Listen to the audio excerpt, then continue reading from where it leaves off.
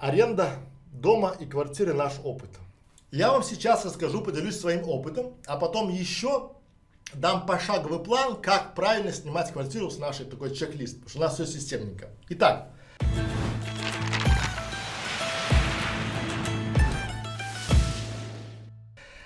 аренда квартиры в Грузии, аренда дома или квартиры в Грузии — наш личный опыт, опыт нашей семьи, как мы снимали. Что я хочу поделиться? Я буду вам говорить, на что обращать внимание. То есть я буду говорить не как правильно, а как неправильно. То есть ошибки, которые мы совершили. Итак, первое. Самое важное. Не снимайте жилье, пока вы не приедете.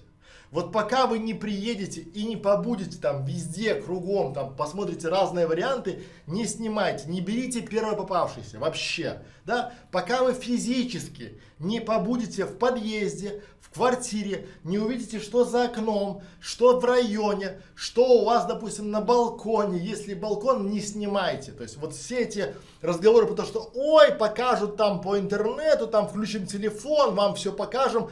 Все, свободные, да, вот условно. Дальше. Второе. Соседи. Соседи — это вообще отдельная тема, да. Очень часто мы жили в квартире, потом мы услышали то, что, называется грузинский дзен. Вы будете удивлены, но наши соседи, они очень часто ложатся спать в 2-3 ночи. И поднимаются, естественно, в 3 дня. Дзен грузинский. А почему? А потому что вот у них так это сложилось исторически. Соответственно, когда мы снимали квартиру, мы пришли, все было тихо, аккуратно, да, а вечером начинается гопца-дринца-дринца, и ничего вы с этим сделать не можете. Более того, петухи. Петухи — это такие курица-мужчина. Так вот, петухи в спальном районе Батуми существуют. Я их лично слышал. И моя жена была в шоке. Причем, когда мы начали спрашивать у людей, там, у знакомых, там, да, говорит, ну да, у соседа там на балконе живет петух, там, курица, петух, и петух кукарекает. И вот ничего с этим сделать не можем, потому что он имеет право. И вот весь многоквартирный большой дом слушает пение там петуха, да, неважно, высоко ты лег, петуху закон не писан, но это еще не то. У нас в доме, где мы живем, нас все устраивает. Но рядом у соседей появился замечательный петух. У него, он что-то там, не знаю, либо покурил, либо там попил, и у него сбилась парадигма времени. И он начинает кукарекать ровно в 2 часа ночи. То есть, представляете, да? То есть, вы спите, у вас окна, заметьте, жарко, окна нараспашку, открыты, и тут начинается будильник.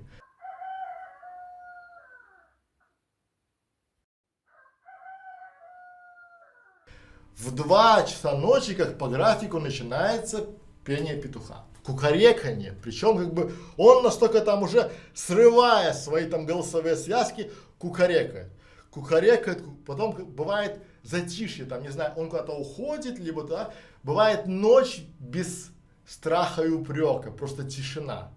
Мы с этим жили, может, недели 3, потом я пришел к соседу и предложил ему этого петуха купить, просто купить, чтобы я его купил, а он его забил и съел в суп, да, и купил другого петуха, потому что все остальные петухи в округе кукарекают там, не знаю, в 6 часов утра, а этот в 2 часа ночи. Вопрос был решен, и мы его спокойно уладили. Дальше, друзья мои, что еще очень важно, то, что вы, наверное, не сталкивались с этим в других городах. Может быть, но мы ни разу, да, очень редко. Это напор воды. Напор воды, особенно в больших домах или в маленьких домах, очень важная история. Вы, когда стоит там бойлер, это понятно, да, там всю горячую воду вылили и до свидания. Но очень часто бывает, что напор холодной воды, оставляет желать лучшего. Особенно, когда все приходят и начинают включать. Мы с этим сталкивались в реках, когда просто банально средь бела дня сначала был маленький напор воды, а потом не стало вовсе.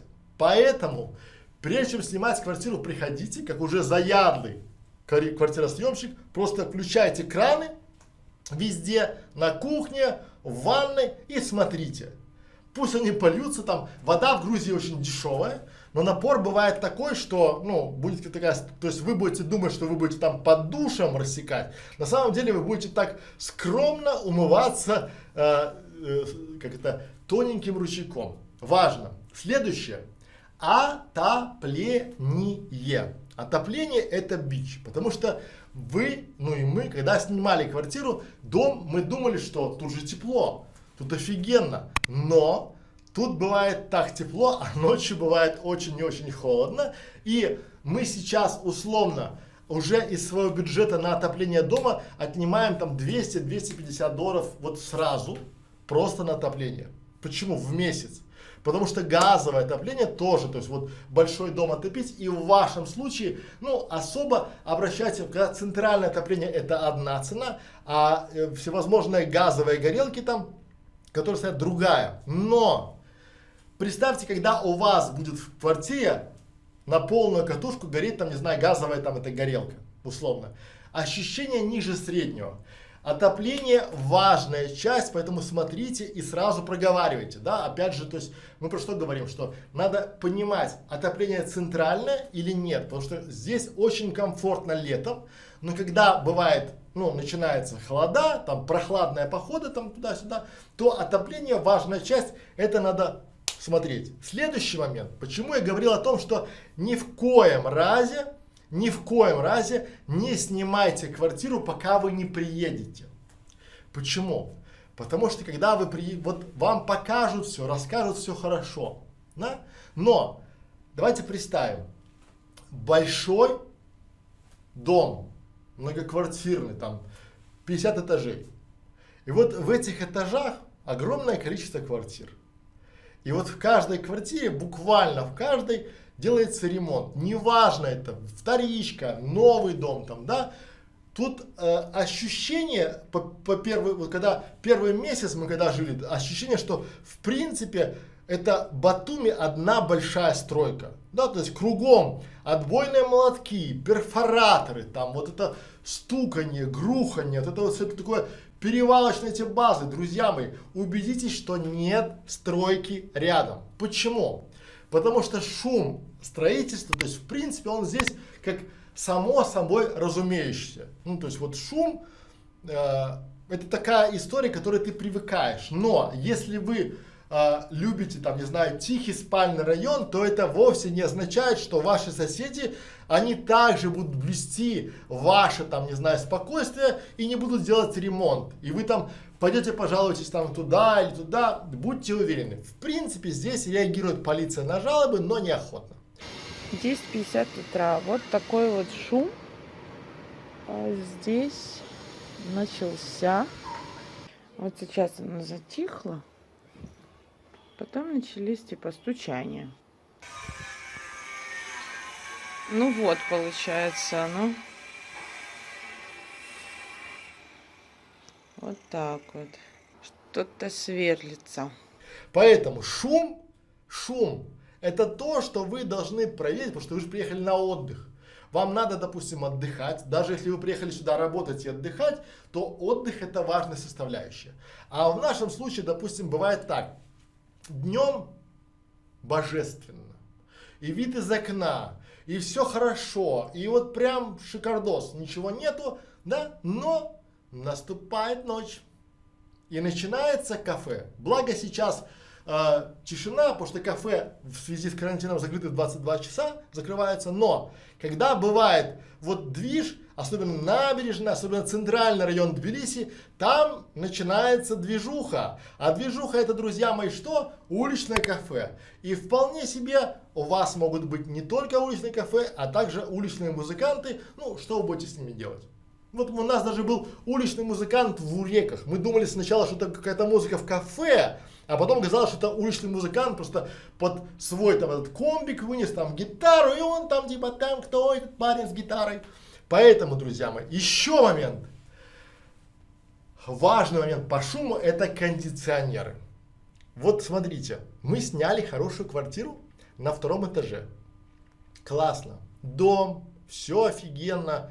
На первом этаже магазин продуктов, там, да, недалеко до моря, все отлично, но в этом магазине включаются кондиционеры. Ну там же холодильные камеры и вообще там, да, вот.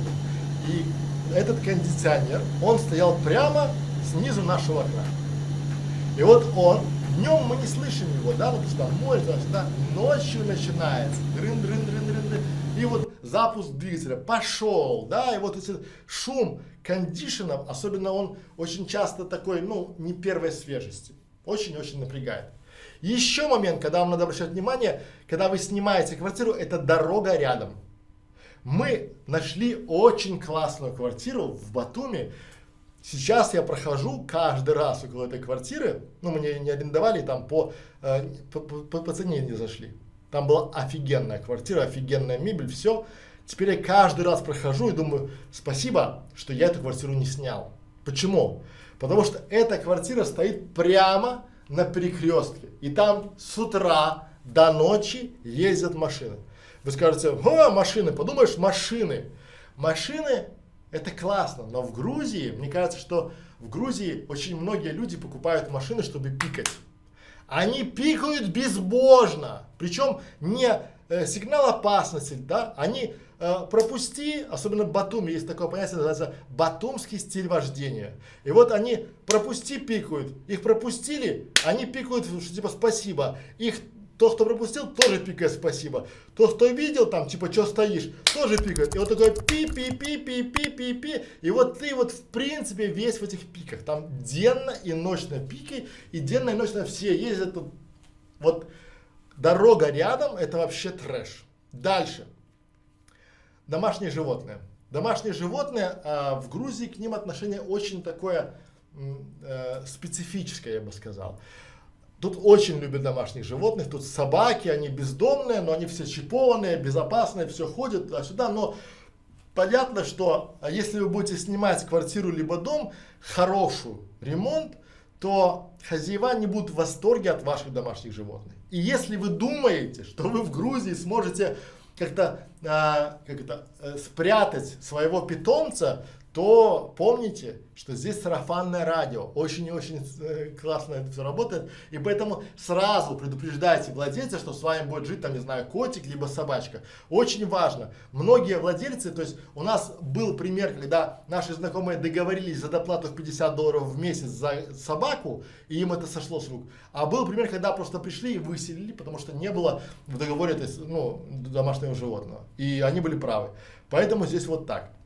Следующий момент, куда мы обращаем внимание постоянно, это, конечно же, матрасы, ну или кровати. Давайте так, спальное место.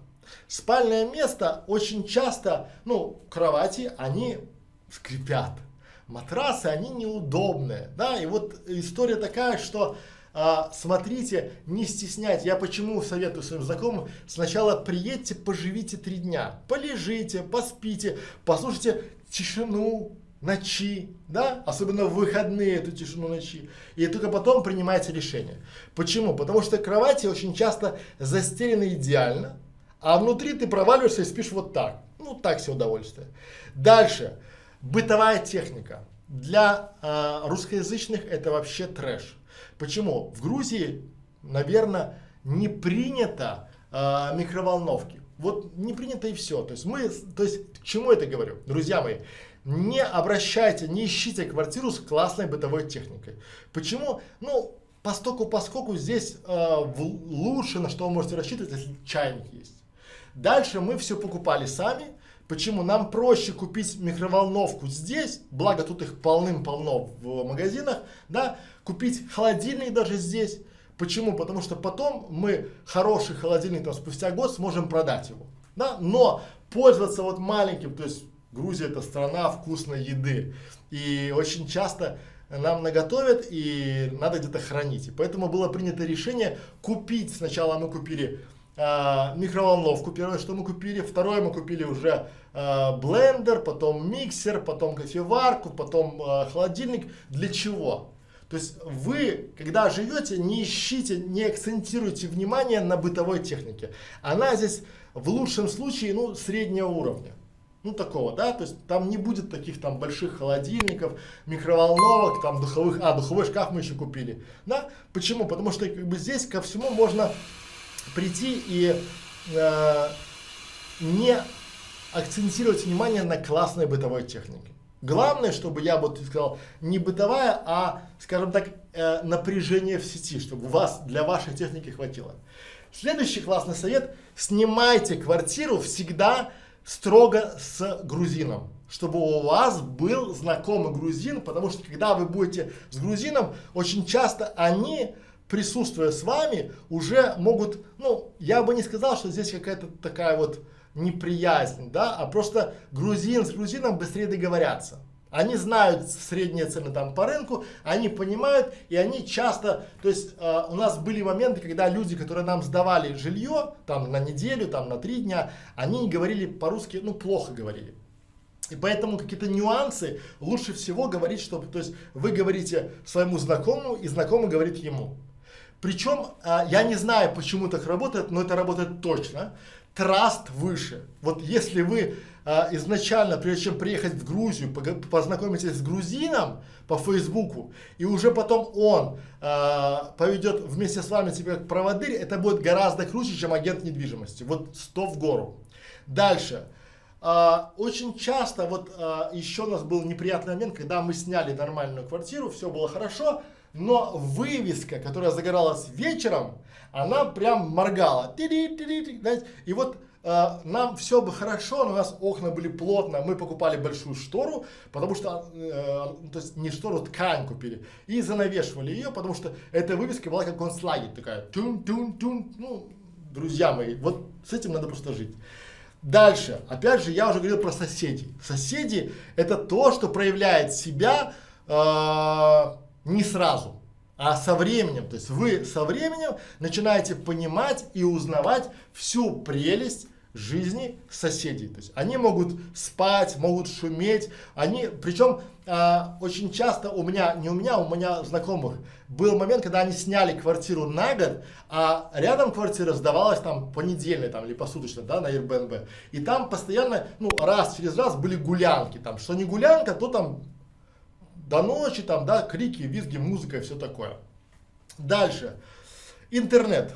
Мы люди интернета, мы работаем в сети, и очень часто нам приходится, чтобы был сильный канал, как вот сейчас там, да, я веду прямой эфир, и чуть-чуть где-то там пошло, и у нас, видите, он слетел. Интернет — это важно. В Грузии очень классный интернет. Тут есть Махти, оптиволокно. Очень по цене получается самый высокий тариф — это 100 лари. 100 лари — это получается, чтобы было понятно, $33, и у вас оптоволокно. Оно практически есть везде. Но проверяйте. У нас был один факап, когда мы не проверили. Мы забыли проверить интернет, потому что мы привыкли, что в Грузии, в принципе, с интернетом проблем нет. Да? Тут хороший мобильный интернет от Махти, соответственно. И в Урейках мы сняли квартиру на месяц, все было хорошо, август месяц, все классно. Вот, но получилось так, что мы захотели, мы сказали, оплатите интернет, и у вас появится. Ну хорошо, сказали мы, самый высокий тариф у провайдера был 60 лари, мы отдали управляющему 60 лари, он пошел и включил нам интернет. Я не знаю, как он там включил, но нам включили самый низкий тариф. То есть там совсем-совсем крохи. Нет, для Инстаграма и Фейсбука это отлично. Ну там серфить, да, вот как путешественникам. А работать на нем невозможно. Мы пытались выяснить, но сказали, вы просили интернет, вам дали интернет, все, до свидос. Это было неприятно. То есть квартира хорошая, хозяйка адекватная, но вот эта ложка дегтя с интернетом очень все попортила. Дальше. Про окна. Всегда, когда вы арендуете квартиру, дом понятно, но смотрите окно. Грузия — это вид из окна. Очень часто, вот я сейчас смотрю свой вид из окна, у меня прямо, да, сад, горы, там восход солнца, все вообще классно, шикарно. Вид из окна потрясающий. Вид на город потрясающий. То есть все хорошо. Вид из окна — это то, за что можно доплатить. Но если ваш вид из окна упирается в другое окно, Или мы недавно видели вообще вид из окна в стену. Просто был дом, рядом построили еще дом, и у вас окно прям в стену. Здравствуйте, да? То есть нет, окно якобы есть, там даже балкон какой-то есть. Но постуку-поскоку. Дальше. Не устаю повторять, что, друзья мои, самое, вот Грузия, аренда, квартира, либо дом, это хозяева. Самое-самое важное это хозяева, потому что насколько вы договоритесь, то есть, да, потому что очень часто я слышу, что люди просто не без общения с хозяевами, они арендуют без такого плотного общения, да, а потом удивляются, что когда пришел там хозяин, либо там более выгодный клиент, их просто выселяют. Поэтому сначала смотрите хозяева. И чтобы хозяева были действительно хозяевами, а не брат брата, который знает того, кто эту квартиру сдает. Такое тоже бывает. Дальше. Обязательно, когда вам говорят про комнаты, там это трехкомнатная квартира. Просите, пусть вам нарисуют планировку. Ну, или смотрите, чтобы эти комнаты были непроходные. Тут очень много таких квартир, где вроде бы 2 комнаты, но это не 2 комнаты. Это получается по факту одна комната с каким-то спальным, то есть, ну, не полные 2 комнаты, как вы думаете. Одна из них проходная. Понятно, да? Потому что мы привыкли как, 2 комнаты это коридорчик, и ты выходишь, одна комната, вторая кухня. А там не так. Там получается коридорчик, и это получается плавно переходит в зал, там в гостиную, которая это же является и кухней, и у вас есть одна комната для сна. То есть в принципе это 2 комнаты, но по факту одна. То же самое бывает с 3. Дальше. Санузлы. Санузлы должны быть утеплены. Потому что мы смотрели очень классный дом, очень классный. А потом моя супруга, она спросила, для нее это важно, говорит, а где у вас санузел? И все было бы хорошо, но санузел, как оказалось, был, то есть, чтобы прийти в санузел, надо было выйти, там чуть ли не на улицу, перейти там к переходу и зайти в другое здание. То есть, в принципе, он был отдельно стоящий от самих апартаментов. Поэтому смотрите, чтобы они были теплые, эти санузлы, потому что летом классно. Летом сухо, весело, там, да, там, ничего не дует, потому что там жара, прохлада, да? А зимой как? Зимой будет не очень комфортно, особенно если у вас дети. Дальше. Еще важный момент. Сушилки. С сушилками здесь беда. С сушилками здесь беда, потому что здесь, если балконы есть, это не те балконы, к которым вы привыкли. Это такие маленькие балкончики, чтобы вы могли просто выйти и насладиться видом. Ну, просто выйти и все.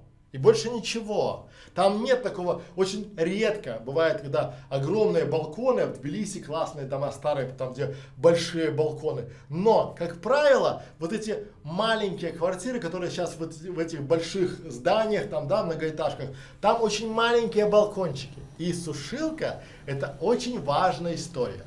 Почему? Летом сохнет все на раз, только вывесили, но вопрос, куда вы вывесили? Тут мы снимали квартиру и не задались этим вопросом. И когда постирали, а нас 4, соответственно, и у нас получается, когда мы стираем, много белья. А мы привыкли стирать хорошо и много. И когда постирали вот эту всю кучу, куда вешать. Оказалось, что есть веревка от нашего балкона к соседнему дому. И эту веревку надо крутить. И ты крутишь ее, и вот это белье, оно прямо вот. Или приходили там, просили у соседей вешать. Вот Дася подсказывает, да, что вешали соседям, да. Или там веревки эти перетягивали, да. То есть уже единственный вариант, который может быть допустим, вы идете в магазин, покупаете сушилку такую раскладную и ставите ее в своей комнате. Да, потому что у вас белье сушить негде. А это очень и очень важный момент. Ну да, вот и мы снимали дорогие апартаменты в Тбилиси, большие дорогие апартаменты, и не было где сушить белье. То есть в принципе, с одной стороны как бы хорошо, а с другой и понятие сушильная машина здесь, ну оно очень редко. То есть если вы поставите на Airbnb искать квартиру с сушильной машиной, то очень часто это бывает стиральная машинка с отжимом, но без сушилки. Вот. Да, и мы вот, да, пример. В Тбилиси, в центре Тбилиси снимаем дом, большой дом в 3 этажа. Окей, но мы снимаем его не на день, не на 2, а на неделю. И ну полностью, чтобы пожить в Тбилиси, посмотреть. И в принципе, в этом доме, еще приехала там моя дочка с мужем, да, то есть в этом доме было сколько, 5 человек, белье сушить негде. Просто негде, просто банально классный дом, центр Тбилиси, где ты будешь сушить белье. Вообще важный момент. Дальше. Электричество. Друзья мои, электричество это беда. Особенно это касается дома. Вот дом, чтобы вы понимали, это все классно. Но когда вы человек, который привык к комфорту, когда у вас хочется, чтобы, допустим, работала стиральная машина, в это время горел там духовой шкаф и включался холодильник и кофемашина, то очень может быть, что у вас все это будет потухать. Почему? Потому что там ЛЭП на это не рассчитано. А очень часто еще осенью, когда начинается холода, соседи, ну, по деревне, там, по улице, включают, скорее всего, кроме газовых, еще включают электрообогреватели. И вы включаете стабилизатор и видите ваше напряжение, которое входящее, не 220, а 190, да, и у вас такое потухает все, да. Компьютеры начинают маслать.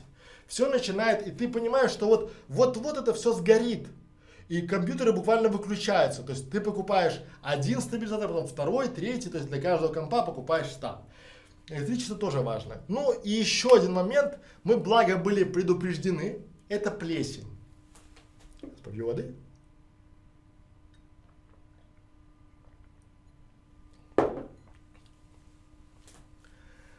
Еще один важный момент это плесень.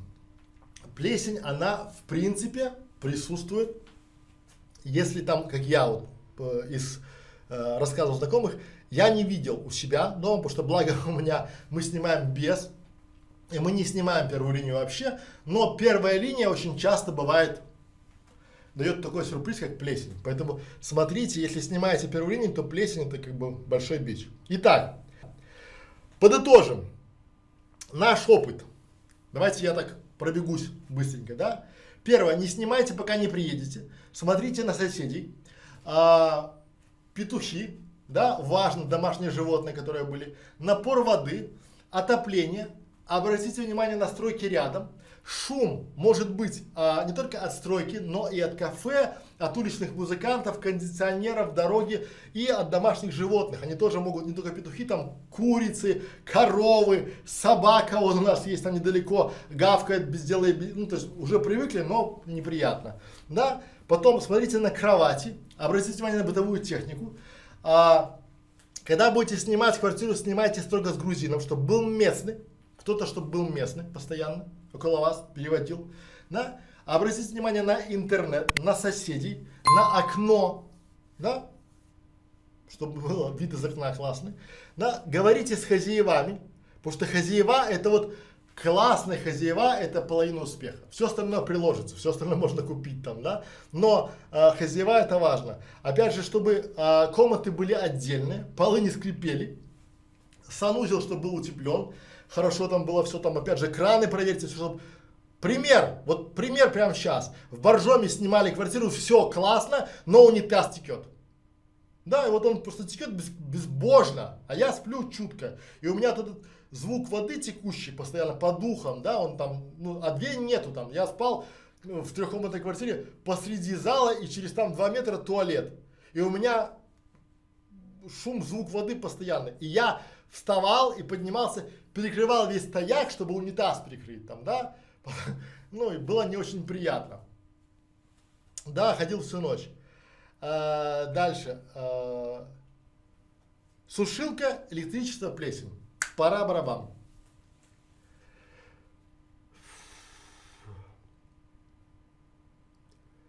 Посмешили, конечно, с историей петуха. Я очень долго про петуха объяснял хозяину. Я ему говорю, слушай, вот петух, он кукарекает, да. Я говорю, я сейчас, сколько он стоит? 30 лар. Я говорю, давай я тебе дам 30 лар, ты его пойдешь нового купишь петуха себе. А этого раз.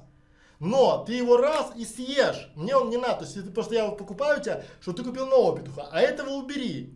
Ну вот. Ну, я не знаю, что с ним стало, но он уже не это, как его, не говорит. Ну, не кукарекает. Итак, насколько я знаю, у вас, по поводу комнаты с вами согласен, количество комнат не смежные они или отдельно, это уже нюанс. Смотрите, тут немножко не так. Когда мы снимаем, допустим, жилье, да, вот хороший вопрос. Смежное или нет, оно да, но смотрите, у нас, допустим, 3 человека, 3 взрослых человека. 3 взрослым человекам нужна 3 отдельные комнаты. Согласны, да? То есть, ну, либо кого-то приносить в жертву, чтобы он спал посреди, то есть по проходной там, да, то есть люди ходят в туалет, там, не знаю, за ночь ходят там 2 раза условно там, да, вот, потом кто-то ложится раньше, кто-то позже, и ты лежишь как на вокзале. Я хочу себе отдельную комнату. Я, допустим, работаю, я хочу в отдельной комнате работать, да, не в проходной. Я жил на проходной комнате и пытался работать. Это невозможно, от слова вообще. Но считается как 3 комнаты. Но по факту 2.